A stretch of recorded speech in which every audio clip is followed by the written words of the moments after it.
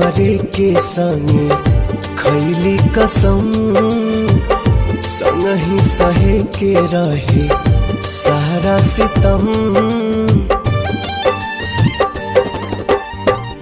जिए मरे के संगे खैले कसम, संग ही सहे के रहे सारा सितम।